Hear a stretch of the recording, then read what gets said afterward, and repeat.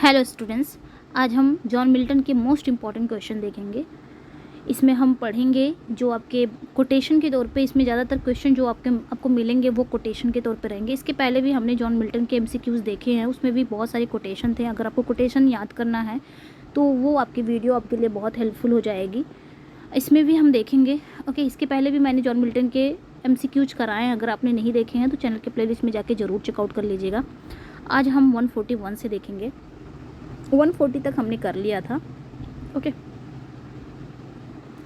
First question है, the following lines are taken from. ये लाइनें कहाँ से ली गई हैं? लव वर्चू, यानी कि लव वर्चू, वर्चू से प्रेम करो यानी कि सद्गुण से प्रेम करो। सी अलोन इज़ फ्री, वह अकेली स्वतंत्र है। She can teach ye how to climb, वो तुम्हें बता सकती है कि कैसे चढ़ना है। Higher than the sphery chime, जो गोलाकार झंकार से ऊंचा। और if virtue feeble were heaven itself would stoop to हर।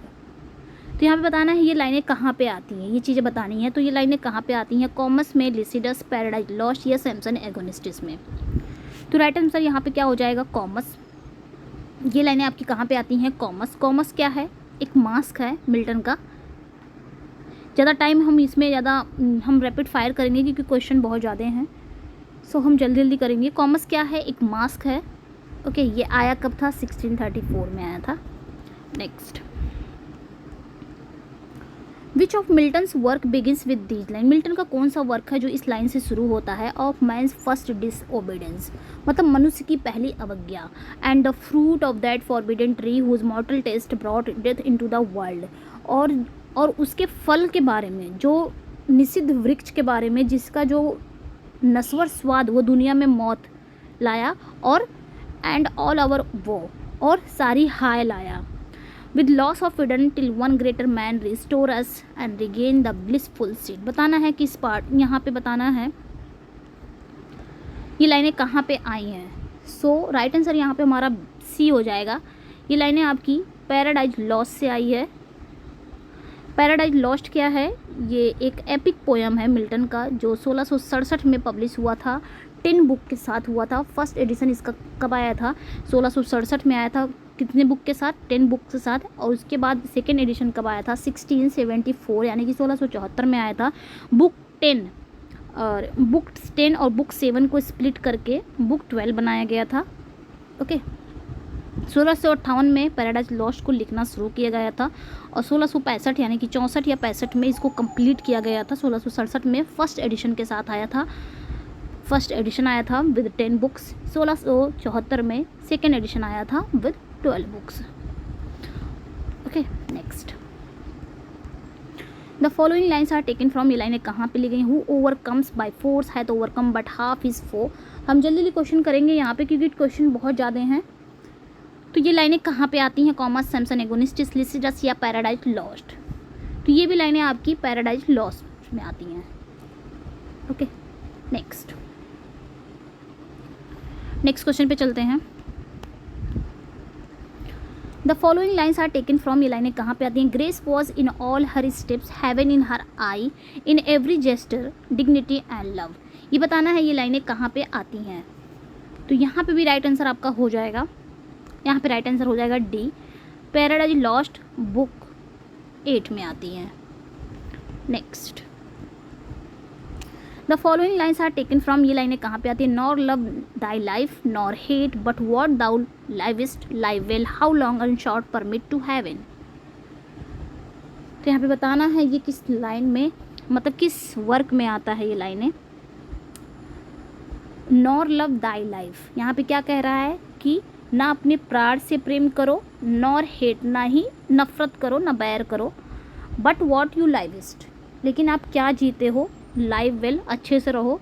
ये चीज़ें बताना है इसमें किस में है ये।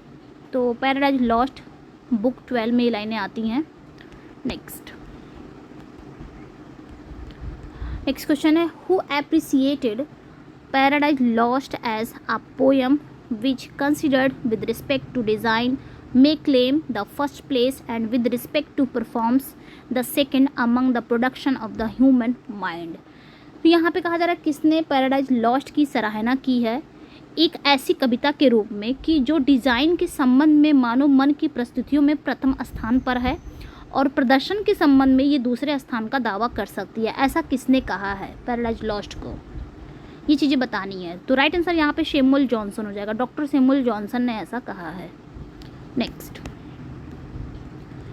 क्वेश्चन है पैराडाइज लॉस्ट। यहाँ पे बताना है paradise lost is one of the books which the reader admires and lays down. यहाँ पे कहा जा रहा है कि पैराडाइज लॉस्ट उन किताबों में से एक है जिसे रीडर सराहता है और छोड़ देता है। जिसे रीडर क्या करता है, उसकी प्रशंसा तो करता है, बाद में उसे क्या कर देता है, लेस डाउन कर देता है, यानी कि छोड़ देता है। And forgets to take up again, और फिर से लेना भूल जाता है, दोबारा इसे पढ़ता नहीं है। यह कौन कह रहा है कि पैराडाइज लॉस्ट उन किताबों में से एक है जिसको रीडर क्या करता है, प्रशंसा तो करता है, फिर छोड़ देता है, दोबारा फिर पढ़ने की क्षमता नहीं रखता, मतलब पढ़ने का उसका मन नहीं करता है। None ever wished it longer than it is. आगे क्या कहा जा रहा है, किसी ने भी इसे अधिक समय तक इसकी कामना नहीं की है, मतलब कोई भी इसे अधिक समय तक पढ़ना नहीं चाहता है। It's परसुअल is a duty rather than a pleasure. आगे क्या कह रहे हैं कि इसका अध्ययन आनंद की बजाय एक कर्तव्य है, मतलब जो भी रीडर इसको पढ़ता है ना, उसको लगता है कि इसको पढ़ना एक ड्यूटी है, ना कि प्लेजर के रूप में इसको नहीं पढ़ता है। जैसे हम कहानी वगैरह पढ़ते बहुत प्लेजर, बहुत अच्छा लगता हो, बट एक होता है कि एक ड्यूटी की समझ के पढ़ना। We read Milton for instruction. आगे क्या कहा जा रहा है कि हम मिल्टन को निर्देश के लिए पढ़ते हैं। Retire harassed and overburdened. हम मिल्टन को निर्देश के लिए पढ़ते हैं, परेशान और अत्यधिक बोझ से दबे हुए हैं। And look elsewhere for recreation, और मनोरंजन के लिए कहीं और देखते हैं, मतलब मनोरंजन हमको चाहिए तो हम किसी और चीज़ को पढ़ते हैं, लेकिन हम पैराडाइज लॉस्ट नहीं पढ़ते हैं। We desert our master. आगे क्या कह रहे हैं कि हम अपने गुरु को छोड़ देते हैं, मतलब हम अपने मास्टर को क्या कर देते हैं, छोड़ देते हैं। एंड शीक फॉर कंपेनियंस, और साथियों की तलाश करते हैं। ये किसका कमेंट है भाई? ये कह रहा है कि हुज कमेंट्स आर दीज। ये किसने कमेंट किया है, ये चीज़ बताना है। तो सभी को पता है ये कमेंट कौन कर सकता है, डॉक्टर सैमुअल जॉनसन ही किए हैं। ओके, कहते हैं ना हम टास्क के पैराडाइज लॉस्ट को एक टास्क के रूप में पढ़ते हैं। नेक्स्ट क्वेश्चन पे आते हैं। नेक्स्ट क्वेश्चन है आपका in which comic book series the character Lucifer comments on better to reign in hell than serve in heaven as we didn't say it, Milton said it and he was blind. तो यहाँ पे क्या कहा जा रहा है, यहाँ पे कहा जा रहा है कि अपनी किस कॉमिक सीरीज में जो कैरेक्टर लूसीफर है वो कमेंट करता है, अपनी किस कॉमिक सीरीज में, मतलब यहाँ पे कह रहा है कि किस कॉमिक सीरीज में जो कैरेक्टर है लूसीफर, जो कैरेक्टर है वो कमेंट करता है, क्या कहता है कि better to reign in hell than serve in heaven, मतलब हेवन में सेवा करने के बजाय हेल में शासन करना बेहतर है। ये किसने कहा है? ये लूसीफर कहता है अपने किस कॉमिक बुक में। As we didn't say it, जैसा कि हमने ये नहीं कहा है। मिल्टन सेड इट, मिल्टन ने कहा है। एंड ही वॉज ब्लाइंड, और वो अंधे थे।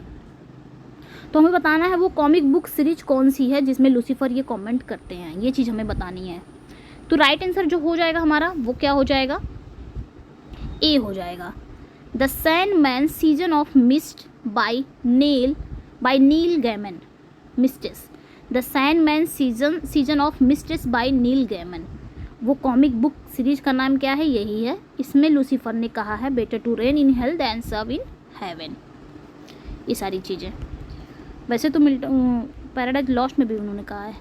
नेक्स्ट क्वेश्चन पे चलते हैं। क्या कह रहा है, John Milton is a character in a film released in 1997 about a hotshot lawyer. यहाँ पे क्या कहा जा रहा है कि जॉन मिल्टन 1997 में रिलीज हुई एक फिल्म में एक चरित्रवान वकील के बारे में है। Who gets more than he bargained for when he learns his new boss is Lucifer himself, जिसे जब पता चलता है कि उसका नया बॉस कौन है, लूसीफर खुद है। The film is directed by Taylor Hackford. It is based on a novel by Andrew Neiderman. The film is, आगे क्या कहा जा रहा है, तो उसे सौदेबाजी से अधिक मिलता है। यहाँ पे कहा जा रहा है कि जब उसे पता चलता है कि उसका बॉस क्या है, लूसीफर खुद है, तो उसे सौदेबाजी से अधिक मिलता है। आगे क्या कहा जा रहा है, film is directed by Taylor Hackford, मतलब ये फिल्म का निर्देशन टेलर हैकफोर्ड ने किया है। It is based on novel by Andrew Neiderman, ये एंड्रयू नीडरमैन के एक उपन्यास पर आधारित है। दिस फिल्म इज़, ये फिल्म क्या है, जो नीडरमैन, एंड्रयू नीडरमैन के उपन्यास पर आधारित है, वो फिल्म है क्या, जिसमें जॉन मिल्टन नाम का एक कैरेक्टर है जो कि एक लॉयर है, ये सारी चीज़ बताया है। तो उस फिल्म का नाम क्या हमें ये बताना है। तो राइट आंसर यहाँ पे ई हो जाएगा, the devil's advocate. Next, who wrote the work a note on the words of John Milton praising John Milton. ये किसने लिखा है, ये वर्क किसने लिखा है, note on the words of John Milton, John Milton की प्रशंसा में ये वर्क किसने लिखा है। तो राइट आंसर टी.एस. इलियट हो जाएगा, टी.एस. इलियट ने लिखा है। Okay, next, when was John Milton born, कब पैदा हुए थे। तो जॉन मिल्टन कब पैदा हुए थे, 9 दिसंबर 1608 में। डेथ कब इनकी हुई थी, 8 नवंबर 1674 में।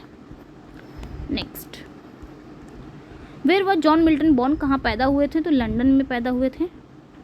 Okay, next, in whose memory did John Milton write me thought I saw है यहाँ पे, me thought I saw my late spouse saint. यहाँ पे कहा जा रहा है कि जॉन मिल्टन ने किसकी याद में me thought I saw my late spouse लिखा था, किसकी याद में। तो यहाँ पे राइट ऑप्शन जो हो जाएगा सी हो जाएगा, कैथरीन वुडकॉक। कैथरीन वुडकॉक कौन थी, उनकी सेकंड वाइफ थी। अब आप लोग के लिए एक क्वेश्चन है, आप लोग कमेंट सेक्शन में बताइएगा कि उनकी तीनों वाइफ का क्या नाम था और कब उन्होंने अपनी तीनों वाइफ से शादी किया था, और तीनों वाइफ में किसके कितने बच्चे थे, उन बच्चों का क्या नाम था, ये आप लोग ज़रूर बताइएगा कमेंट सेक्शन में। Next, when was paradise lost published, तो कब पब्लिश हुआ था, 1667 में। अभी मैंने बताया 1658 में इसको लिखना शुरू किए थे, 1658 में। 1664 या 65 में ये कंप्लीट हुआ था। देन 1667 में इसका फर्स्ट एडिशन आया था, 10 बुक के साथ आया था। देन उसके बाद 1674 में इसका सेकेंड एडिशन आया था, 12 बुक। 12 बुक कैसे बना था, बुक 7 और बुक 10 को स्प्लिट करके 12 बुक बनाए थे। ओके, और इस चीज़ में आप क्या याद रख सकते हैं, पैराडाइज लॉस्ट ब्लैंक वर्ड्स में लिखा गया था। ओके, और पैराडाइज लॉस्ट को ग्रैंड स्टाइल किसने कहा था, ये ब्लैंक वर्ड्स में लिखा गया था। पैराडाइज लॉस्ट को किसने प्रशंसा की थी, ग्रैंड स्टाइल कहा था, तो मैथ्यू अर्नोल्ड ने कहा था। और ये मिल्टन के लास्ट फेज में लिखा गया था। इतना याद रखना जरूरी है आपका, इतना याद रख सकते हैं। 1658 में, एक मिनट और रिपीट करेंगे, 1658 में ये लिखना स्टार्ट किए थे। 1665, कहीं कहीं 64 भी आता है, अब 65 दोनों ही याद रख सकते हैं। 1664-65 में ये कंप्लीट हुआ था। 1667 में इसका फर्स्ट एडिशन आता है, 10 बुक के साथ आता है। देन क्या होता है, 1674 में इसका सेकेंड एडिशन आता है 12 बुक्स में। कैसे बनता है, बुक 7 और बुक 10 को स्प्लिट करके 12 बुक्स बनाए जाते हैं। और ये एपिक पोएम है जो कि ब्लैंक वर्ड्स में लिखा गया है, और इसको मैथ्यू अर्नोल्ड ने ग्रैंड स्टाइल के रूप में प्रशंसा की है, कहा है कि ग्रैंड स्टाइल है। और ये मिल्टन के लास्ट फेज में लिखा गया था। इतना याद रख सकते हैं, जब भी आए तो एक रिपीट कर लिया करिए। In which of the following works did Milton promote freedom of speech and oppose licensing and censorship? यहाँ पे ये बताना है, यहाँ पे बताना है कि निम्नलिखित में से किस वर्क में मिल्टन ने अभिव्यक्ति की स्वतंत्रता को बढ़ावा दिया और लाइसेंसिंग और सेंसरशिप का विरोध किया। आपने किस वर्क में उन्होंने ऐसा किया है, ये चीज़ें बतानी है। तो राइट आंसर यहाँ पे बी हो जाएगा, एरियोपैजिटिका। इसको एरियोपैजिटिका भी पढ़ सकते हैं, पैजिटिका भी पढ़ सकते हैं। कहा जा रहा है कि मिल्टन ने अपने किस वर्क में अभिव्यक्ति की स्वतंत्रता को बढ़ावा दिया और लाइसेंसिंग और सेंसरशिप का विरोध किया। तो एरियोपैजिटिका में ये इनका प्रोस ट्रैक है जो लिबर्टी ऑफ प्रेस या फ्रीडम ऑफ प्रेस के लिए जाना जाता है। 1644 में आया हुआ है ये वर्क।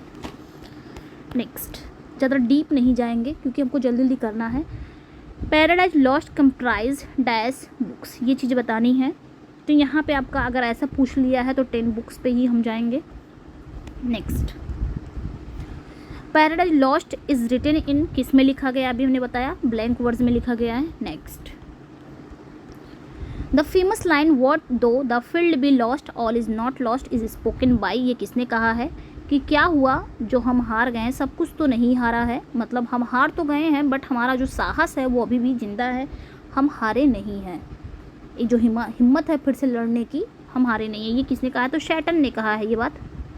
पैराडाइज लॉस्ट की लाइन है ये, और शैटन ये बात कहता है। Okay, next. Milton begins paradise lost book first with. Milton जो शुरू करते हैं पैराडाइज लॉस्ट बुक फर्स्ट किसके साथ शुरू करते हैं? तो इनोकेशन के साथ शुरू करते हैं, आह्वान के साथ शुरू करते हैं। Okay, next. Milton is most famous for his, वो किसके लिए फेमस है? तो ग्रैंड स्टाइल के लिए। Next.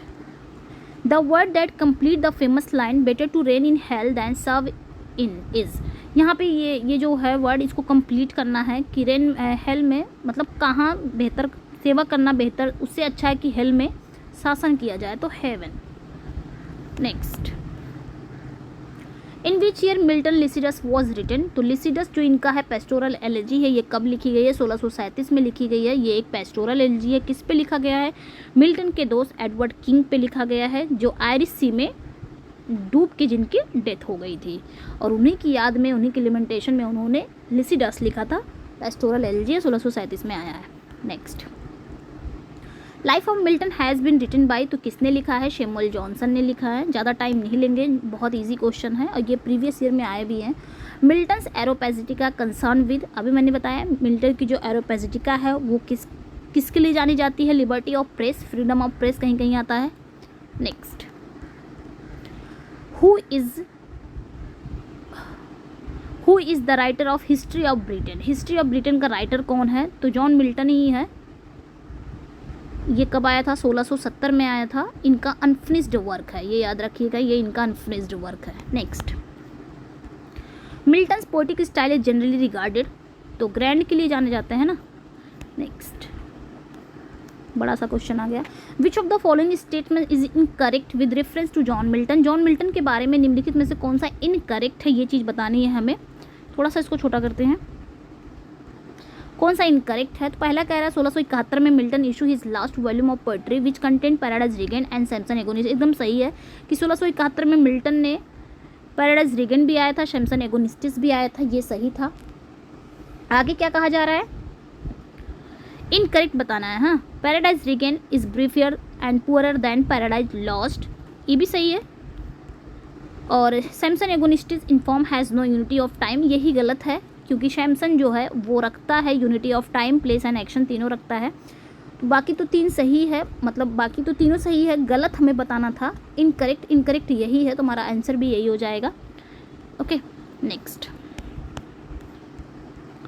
Which of the following words is not written by John Milton. बताना है इसमें कौन सा जॉन मिल्टन ने नहीं लिखा है। तो ऑफ एजुकेशन इन्होंने लिखा है, एरोपैजिटिका ऑन शेक्सपियर इन्होंने लिखा है। ऑफ एजुकेशन एरोपैजिटिका 1644 में भी आया था, ये भी आया था। ऑन शेक्सपियर 1630 में आया था। ये इनका फर्स्ट पब्लिश वर्क था, ये भी याद रखिएगा। और 1632 में सेकेंड फोलियो जब आया था उसमें ये पब्लिश हुआ था। तो बताना था कौन नहीं है ना। D is correct. Alma the progress of mind, ये नहीं है, ये किसका है? ये मैथ्यू प्रायर का है, ये याद रखिएगा। ये किसका है? मैथ्यू प्रायर का है। ओके, ये कंपोज कब हुआ था? ये 1715 में कंपोज किया गया था। ओके, और 1718 में एक फोलियो में ये पब्लिश हुआ था। आगे बढ़ते हैं। नेक्स्ट क्वेश्चन है which of the following works is not written by John Milton. यहाँ भी बताना है कि कौन सा जॉन मिल्टन का वर्क नहीं है। ऑन द लेट मैसेकर, ये तो है। ऑर्डर मॉर्निंग ऑफ क्राइस्ट, ये भी है। ऑन हिज ब्लाइंडनेस, ये भी है। कौन सा नहीं पूछा था? तो द पैसिनेट पिलग्रिम, ये नहीं है, ये शेक्सपियर का है। ये कब आया था? 1599 में। ये शेक्सपियर का वर्क है, शेक्सपियर की पोट्री है। नेक्स्ट पोएम है which of the following statements is true about Milton sonnet on his blindness. बताना है कि मिल्टन का जो सोनेट है ऑन हिज ब्लाइंडनेस क्या सही नहीं है, उसके बारे में ये चीज़ें बतानी है हमें। सॉरी, यहाँ पे पूछ रहा है क्या सही है, कौन सा सही है। On his blindness is a precursor to Lycidas, ये तो गलत है। दूसरा है on his blindness is a curtal sonnet. Curtal sonnet कैसे हो सकता है? ऑन हिज ब्लाइंडनेस तो एक पेट्रार्कन सोनेट पे बेस्ड है, और पेट्रार्कन जो सोनेट पे बेस्ड रहता है वो उसमें कितनी लाइनें होती हैं? 40 लाइन्स होती हैं, तो इसमें कर्टल सोनेट तो हो ही नहीं है, तो ये भी गलत है। Milton did not give a title to his sonnet, that title सही है, यही सही है। बाकी नन ऑफ दी अबव, ये यही सही है। मिल्टन ने इस सोनेट को कभी टाइटल नहीं दिया था, तो ये बात सही है कि मिल्टन ने ऑन हिज ब्लाइंडनेस को टाइटल नहीं दिया था। और टाइटल किसने दिया था? मिल्टन ने जब इसे लिखा था ना, इस सोनेट को सोनेट नंबर 19 भी कहा जाता है, सोनेट नंबर 19 भी कहा जाता है इस सोनेट को। और मिल्टन ने जब लिखा था तो उसकी जो फर्स्ट, मतलब इस पोएम की जो फर्स्ट टाइटल है ना, सॉरी, जो इस पोएम की फर्स्ट लाइन है वही टाइटल थी।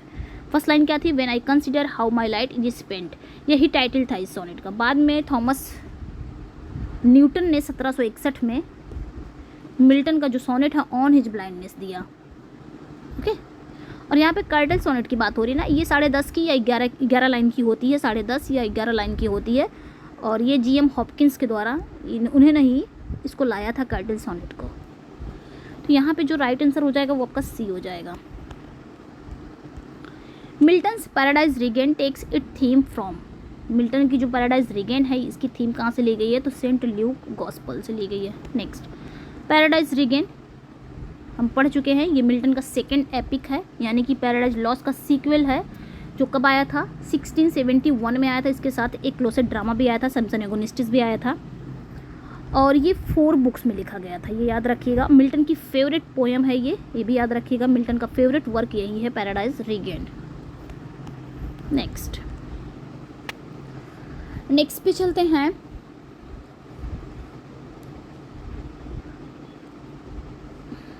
यहाँ पे क्या कहा जा रहा है कि who remarked about his father given below, तो कौन अपने पिता के बारे में यहाँ पे कहा है? क्या कह रहे हैं? My father destined me from my infancy to the study of polite literature, मतलब अपने पिता के बारे में किसने ये टिप्पणी कही है? क्या कहते हैं कि मेरे पिता ने मुझे बचपन से ही शिष्ट साहित्य का अध्ययन करने के लिए प्रेरित किया, which I embraced with the such avidity, और जिसे मैंने इतने चाव से अपनाया कि that from the age of 12 I hardly ever retired from my books before midnight, और जिसे मैंने इतने चाव से अपनाया कि 12 साल की उम्र में मैं शायद ही कभी आधी रात से पहले अपनी किताबों से सेवानिवृत्त हूँ, मतलब कभी अपनी किताबों से रिटायर हूँ या कभी अपनी किताबों से दूर हुआ हूँ। तो कौन कहता है? जॉन मिल्टन पढ़ रहे हैं, जॉन मिल्टन ही कहते हैं। Next, for whom did William Wordsworth speak in this famous line, किसके लिए विलियम वर्ड्सवर्थ ये लाइन कहते हैं कि thy soul was like a star and dwelt apart, तुम्हारी जो आत्मा है, तुम्हारी जो सोल है वो एक स्टार की तरह है जो बहुत दूर रहती है। तो किसके लिए कहते हैं? जॉन मिल्टन के लिए कहते हैं।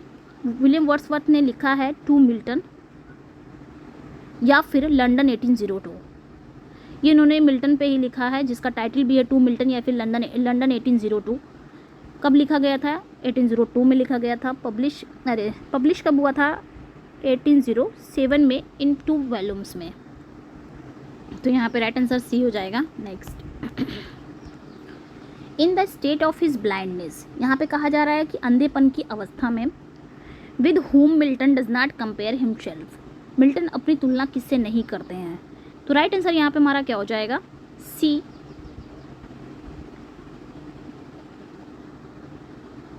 वन मिनट, यहाँ पे आपका लिसिडस हो जाएगा, लिसिडस से नहीं करते हैं, ये फिर से रिपीट हो गया I think. In the opening invocation of Paradise Lost Oreb refers to, तो यहाँ पे क्या कहा जा रहा है कि पैराडाइज लॉस्ट की जो ओपनिंग इनोकेशन में ओरेफ का तात्पर्य क्या है, ओरेफ क्या रेफर करता है, ये चीज़ बतानी है। तो यहाँ पे राइट आंसर हो जाएगा एम्प्टी होरेफ। नेक्स्ट क्वेश्चन है, in which work of John Milton does the character Delilah appear, John Milton की किस वर्क में डेलीला जो है कैरेक्टर नाम की, वो किस वर्क में अपीयर होती है? तो राइट आंसर यहाँ पे D हो जाएगा, सैमसन एगोनिस्टिस में। सैमसन एगोनिस्टिस ये क्या है? क्लोसेट ड्रामा है जो कि 1671 में आया था। और डेलीला कौन है? ये सैमसन की सो कॉल्ड वाइफ है। नेक्स्ट क्वेश्चन पे आते हैं। यहाँ पे क्या कहा जा रहा है? द लाइन, यहाँ पे द लाइन है, the line they also serve, क्या कहा जा रहा है? ये जो लाइन है, they also serve who only stand and wait occurs in which of the following poems, ये किस पोएम की लाइन है? ये चीज़ें बतानी है, किस पोएम की लाइन है कि वो भी सेवा करते हैं जो अकेले खड़े होकर प्रतीक्षा करते हैं। तो ये आपकी ऑन हिज ब्लाइंडनेस की लाइन है। ये बहुत ही इंपॉर्टेंट लाइन पोएम है मिल्टन की, इसको आप ज़रूर डिटेल में पढ़िएगा क्योंकि यहाँ से क्वेश्चन आते हैं, इसकी एक एक लाइन पूछ ली जाती है एग्जाम में, तो इसलिए बहुत इंपॉर्टेंट हो जाता है ये। In which work Milton state that while the still morn went out with sandals grey, अपने किस वर्क में मिल्टन ये किस वर्क में मिल्टन कहते हैं, तो ये आप किस वर्क में कहते हैं, तो यहाँ पे राइट आंसर हो जाएगा डी, लिसिडस में। Next, through which work does Milton intend to justify the ways of God to man, तो अपने किस वर्क में यहाँ पे भी कहते हैं मिल्टन, अपने किस वर्क में, किस वर्क के माध्यम से मिल्टन का इरादा था कि मनुष्यों के लिए ईश्वर के तरीकों को उचित ठहराना है। तो यहाँ पे राइट आंसर हो जाएगा Paradise lost. Okay, next, which of the following poems is not compose bye John Milton, निम्नलिखित में से कौन सा जॉन मिल्टन का वर्क नहीं है। ये तीनों, ये भी है, ये भी है, ये भी है, कौन सा नहीं पूछा है। सी नहीं है, ट्रू लव नहीं है। ट्रू लव किसका है, ट्रू लव शेक्सपियर का है। ये जो ट्रू लव है ना, यहाँ पे आंसर ट्रू लव हो जाएगा। ट्रू लव किसका है, ये विलियम शेक्सपियर का है, शेक्सपियर का है, और जिसको सोनेट नंबर 116 के नाम से जाना जाता है, सोनेट नंबर 116। ओके, और ये शेक्सपियर का है ट्रू लव।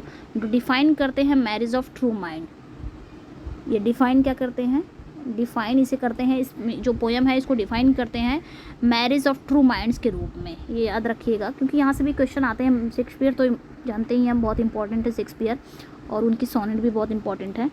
तो याद रखिएगा जो ट्रू लव है ये सोनेट नंबर 116 है, शेक्सपियर का है।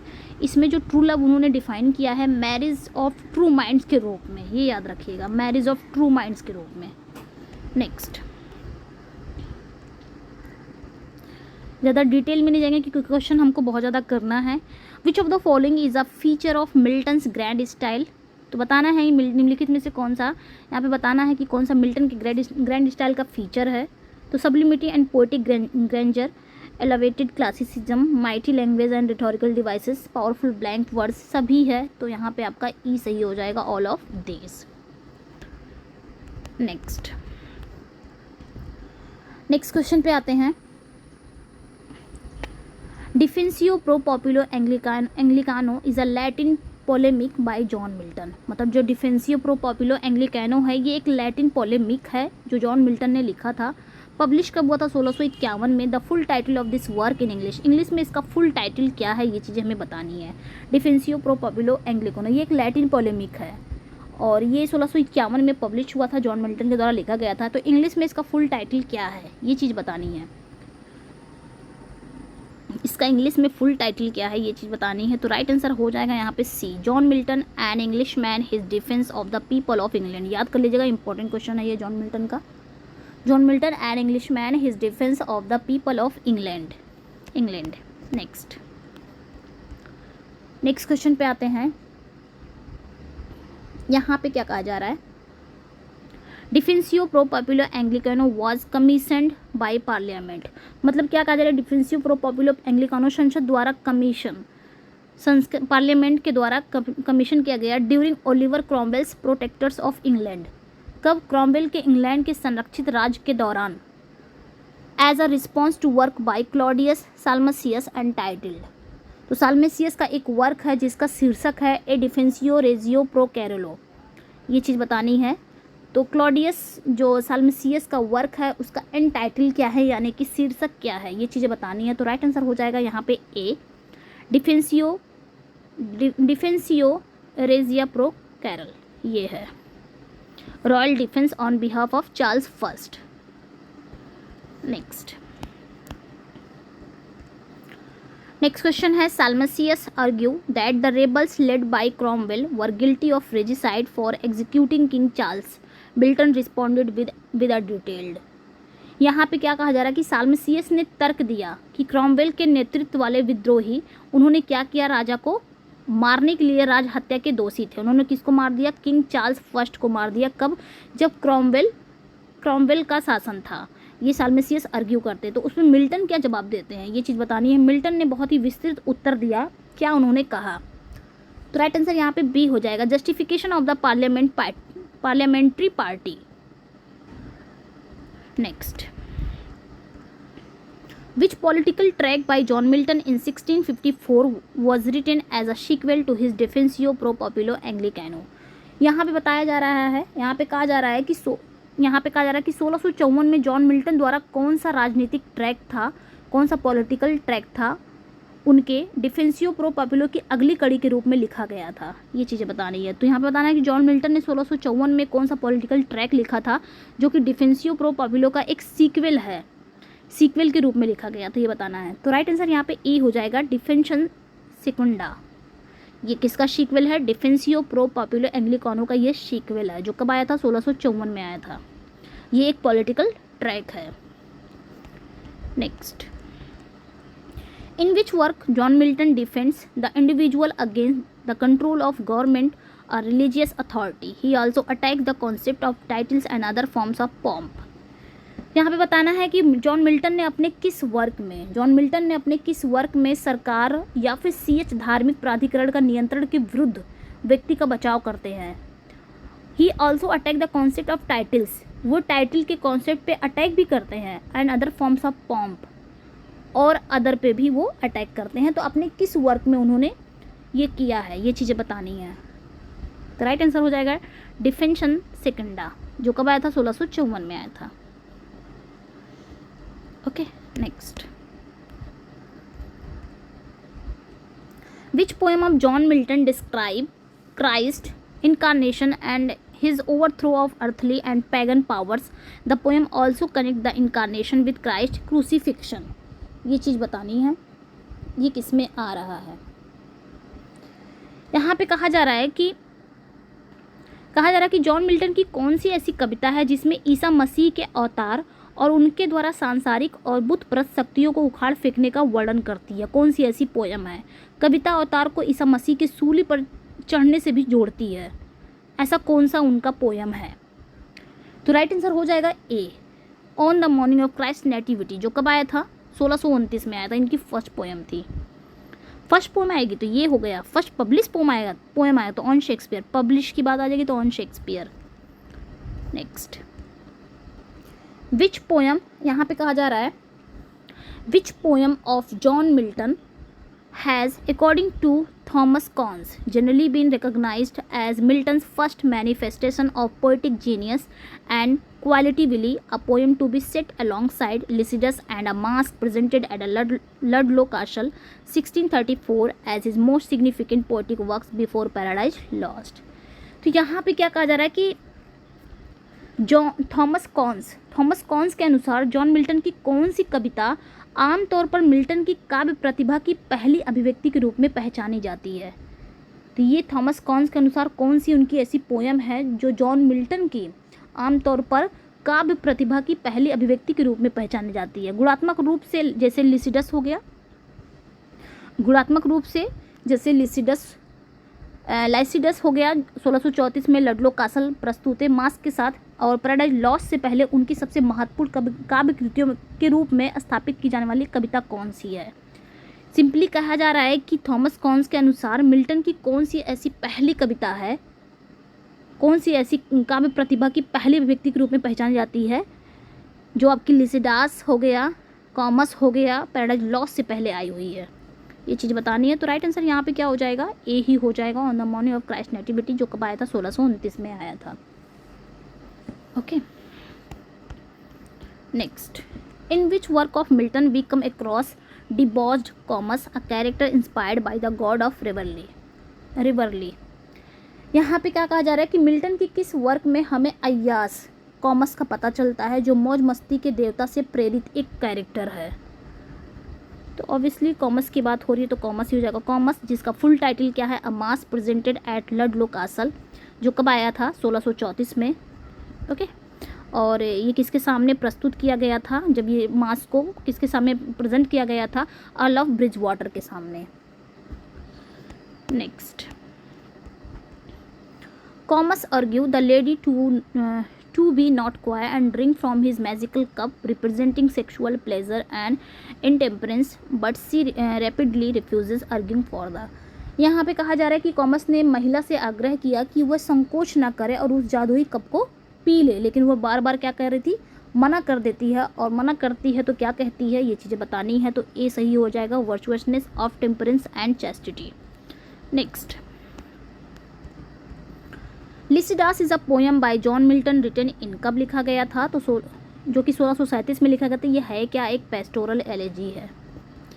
Next, in which poem of John Milton the Greek god Phoebus, यहाँ पे क्या कहा जा रहा है? The Greek god Phoebus and the sun god and Jove king of the gods voice. मतलब जॉन मिल्टन की किस कविता में यूनानी देवता फोबिस यानी कि जो सूर्य देवता हैं और जोव जो कि देवताओं के राजा की आवाज़ है, मिल्टन की किस पोयम में इनका जिक्र किया गया, ये चीज़ें बतानी है। गॉड फोबिस का जो कि सन गॉड हैं, जोव का जो कि king of the God voice हैं, किस वर्क में उन्होंने कहा है? तो लिसिडास में इन्होंने इसका जिक्र किया है।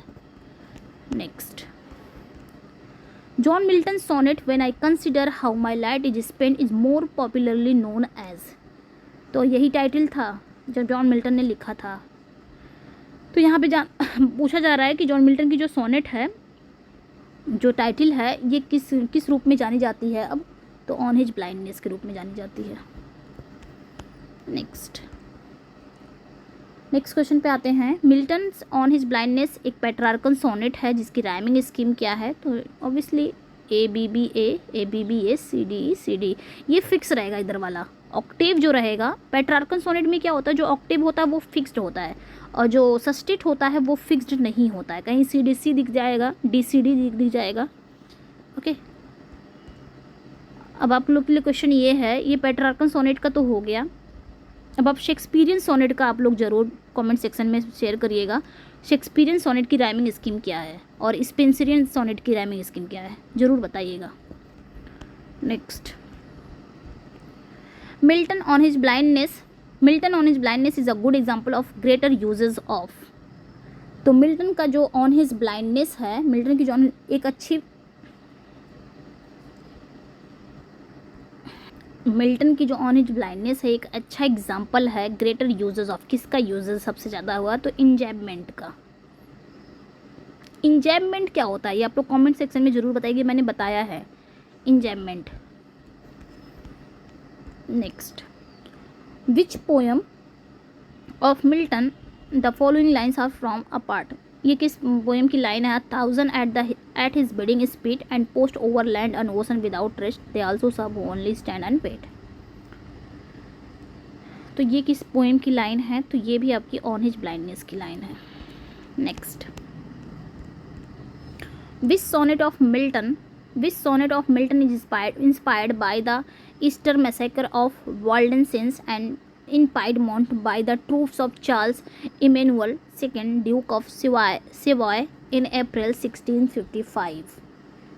यहाँ पे बताना है, यहाँ पे कहा जा रहा है कि मिल्टन का कौन सा सोनेट है जो अप्रैल 1665 में सेवाय के ड्यूक चार्ल्स इमेनुअल II के सैनिकों द्वारा पाइडमोंट में वाल्डेशियन के ईस्टर नरसंहार से प्रेरित है। कौन सी सोनेट है मिल्टन की?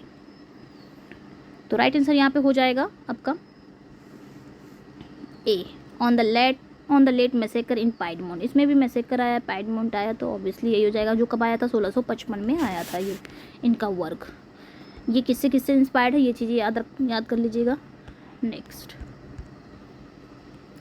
क्वेश्चन पे आते हैं। In which poem of John Milton over all the Italian fields where still doth sway the triple tyrant, a reference to made to the triple crown papal tiara which was symbol of papal authority and to the papal dominance of the Italy। तो John Milton की कौन सी कविता है जो over all the Italian fields where still doth sway the triple tyrant में triple crown papal tiara का संदर्भ दिया गया है, जो पोप के अधिकार का प्रतीक था और इटली और पोप का प्रभुत्व था। तो जॉन मिल्टन की किस पोयम में दिया गया है, ये चीज़ बतानी है। राइट आंसर हो जाएगा ए, इसी में।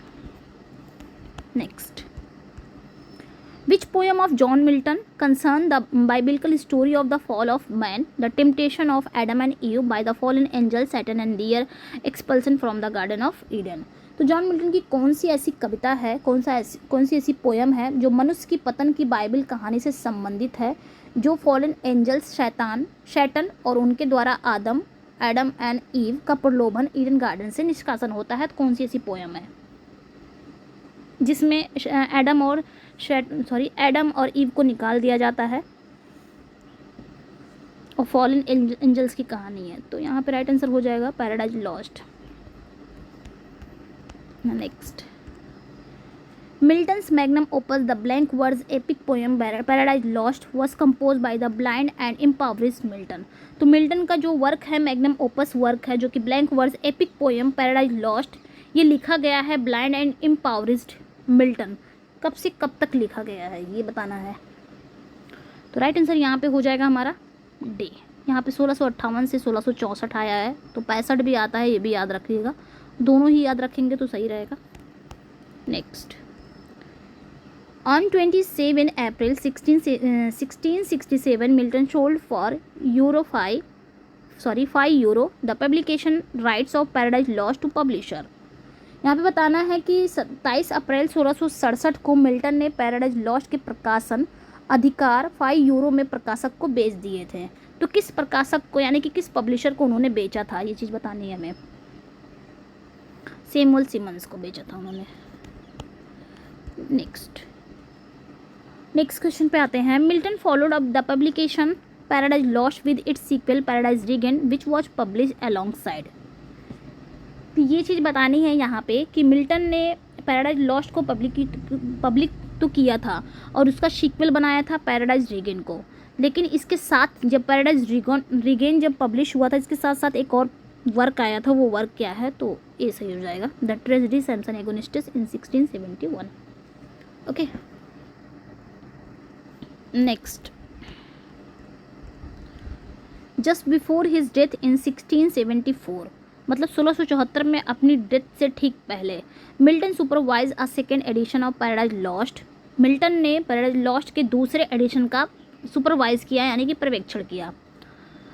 accompanied by an explanation of why the poem rhymes not, कि जो पोएम है उसमें राइम क्यों नहीं है, एंड प्रीफैक्टरी वर्सेस बाई, किसके द्वारा किया गया था, तो ये चीज़ें बतानी है। तो राइट आंसर यहाँ पे हो जाएगा B, Andrew Marvell. Next, which of the following is the unfinished religious manifesto suppose to be written by Milton. यहाँ पे कहा जा रहा है निम्नलिखित कौन सा अनफिनिश्ड वर्क उनका था। यहाँ पे कहा जा रहा है कि कौन सा अनफिनिश्ड रिलीजियस मैनिफेस्टो सपोज माना जाता है कि मिल्टन के द्वारा लिखा गया कौन सा वर्क है जो अनफिनिश्ड रिलीजियस मैनिफेस्टो है। राइट आंसर हो जाएगा De Doctrina Christiana. Next, the execution of Charles I by beheading occurred on outside the banqueting house in Whitehall। यहाँ पे कहा जा रहा है कि चार्ल्स फर्स्ट को जब एग्जीक्यूट किया गया था पब्लिकली, यानी कि जब उनका सिर काटा गया था चार्ल्स फर्स्ट का पब्लिक के सामने, तो पब्लिक के सामने काटा गया था। कहाँ पे, कौन से हाउस के बाहर काटा गया था, बैंक्वेटिंग हाउस, जो कहाँ था, व्हाइट हॉल में था।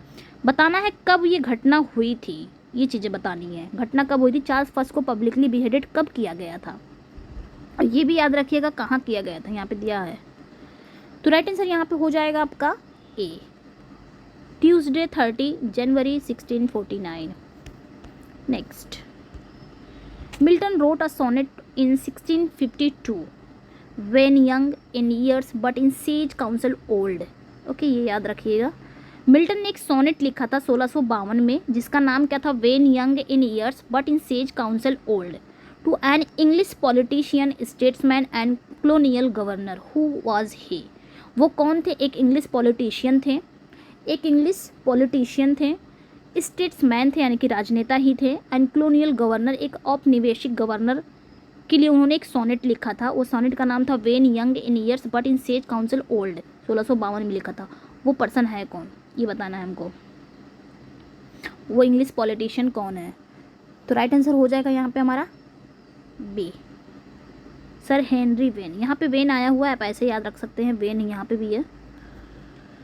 ये वर्क याद रखिएगा, ये वर्क इनका इम्पोर्टेंट हो जाएगा, अगर क्वेश्चन आना रहेगा तो आ भी सकता है, ये याद रखिएगा। ओके, 1652 में ये भी लिखे गए थे। 1652 में वो अंधे भी होते, 1652 में हमारी पोल की डेथ भी हो गई थी, इसे भी याद रखिएगा। ओके, नेक्स्ट, टोटली ब्लाइंड हुए हो गए थे 1652 में। उनकी एज कब कितनी थी? 44 साल के थे। The ready and easy way to establish a free commonwealth was a political tract by dash publish in London at the end of February 1660। ये चीज़ बतानी है हमें कि the ready and easy way to establish a free commonwealth, ये क्या था? एक पॉलिटिकल ट्रैक है, किसके द्वारा लिखा गया है ये बताना है, और जो कि पब्लिश हुआ था लंदन में कब? 1660 में हुआ था, फरवरी के अंत में ये लंदन में पब्लिश हुआ था। वर्क है the ready and easy way to establish a free commonwealth. ये एक पॉलिटिकल ट्रैक है, किसके द्वारा लिखा गया था? जॉन मिल्टन के द्वारा। तो ये भी याद रखिएगा, जॉन मिल्टन का ये पॉलिटिकल ट्रैक है और ये पब्लिश कब हुआ था? 1660 के eight the end of February 1660 London में ये पब्लिश हुआ था, ये भी याद रखिएगा। नेक्स्ट, अब मिल्टन है हमारे सिलेबस में तो कहीं से भी क्वेश्चन आ सकते हैं, ऐसा नहीं है कि नहीं पूछा जा सकता है, पूछा जा सकता है। In his 1641 treatise, Milton express his dislike for Catholicism and episcopacy, presenting Rome as a modern Babylon and Bishop as Egyptian taskmasters। तो यहाँ पे कहा जा रहा है कि मिल्टन ने अपने किस ट्रिटीज़ में, ट्रिटीज़ मतलब होता है ग्रंथ, मिल्टन ने अपने किस ट्रिटीज़ में कहा है?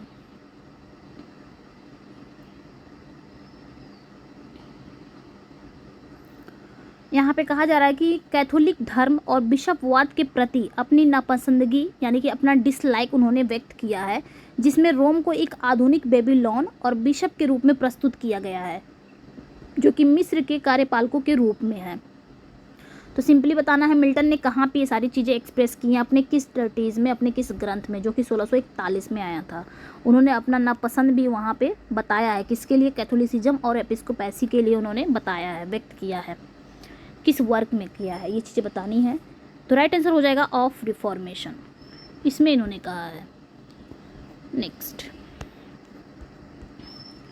सैमसन्स blindness and captivity in Samson Agonistes mirrors. यहाँ पे कहा जा रहा है कि सैमसन का अंधापन और सैमसन में कैद एगोनिस्टिस जो मिरर है, क्या इसका आंसर है?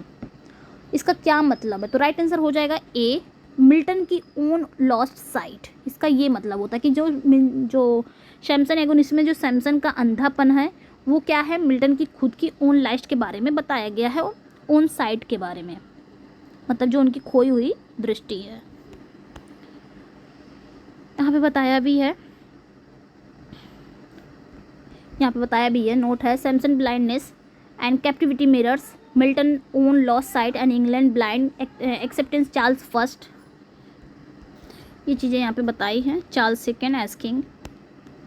आगे आते हैं, चलते हैं नेक्स्ट क्वेश्चन पे। In which work Milton called for the liberty to know, to utter, to give freely according to conscience above all liberties, to the conflicting Protestant dominations। तो मिल्टन ने अपने किस वर्क में ये चीज़ बताया, मतलब मिल्टन ने अपने किस वर्क में कहा है? मिल्टन ने यहाँ पे कहा जा रहा है कि अब मिल्टन ने अपने किस वर्क में परस्पर विरोधी लोगों के लिए सभी स्वतंत्रताओं से ऊपर अंतरात्मा के अनुसार स्वतंत्र रूप से जानने, बोलने, बहस करने की स्वतंत्रता का आह्वान किया है? अपने किस वर्क में उन्होंने कहा है? तो राइट आंसर यहाँ पे हो जाएगा हमारा बी, एरोपैजिड का। ओके, मतलब इन्होंने इस वर्क में क्या कहा? परस्पर विरोधी लोगों के लिए जो सभी स्वतंत्रताओं, सभी लिबर्टी से ऊपर हों, अंतरात्मा के अनुसार स्वतंत्र रूप से जानने, बोलने, बहस करने की उनके अंदर लिबर्टी हो, वो बोल सकते हैं, वो जान सकते हैं, वो बहस कर सकते हैं, ये उनकी लिबर्टी हो। ये सब बातें उन्होंने इसी में कहा, freedom of press, liberty of press के लिए जो जाना जाता है इनका ट्रैक। एंड लास्ट क्वेश्चन है आज का, in which tract Milton has express support for polygamy. Simply कहा जा रहा है कि मिल्टन ने अपने किस ट्रैक में बहुविवाह के प्रति समर्थन व्यक्त किया है? पॉलीगैमी के प्रति उन्होंने समर्थन व्यक्त किया अपने किस वर्क में? राइट आंसर यहाँ पे ए हो जाएगा, डी डॉक्ट्रिना क्रिस्टीना में इन्होंने पॉलीगैमी को सपोर्ट किया है, बहुविवाह को। तभी ये पॉलीगैमी करते हैं ना, बहुविवाह यही करते हैं, 3 शादियाँ करते हैं। ओके स्टूडेंट्स, तो इतने ही क्वेश्चन थे मिल्टन के।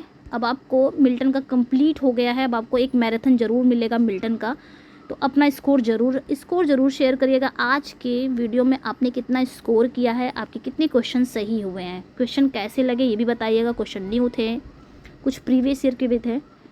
ओके स्टूडेंट, मिलते हैं नेक्स्ट वीडियो में। इसका PDF चाहिए ना तो आप हीना इंग्लिश क्लासेस से टेलीग्राम पे ज्वाइन हो सकते हैं, वहाँ पे आपको उसका PDF मिल जाएगा। और चैनल पे नए हैं तो चैनल को सब्सक्राइब करिए, वीडियो को लाइक एंड शेयर ज़रूर कर दीजिएगा। Thank you for watching.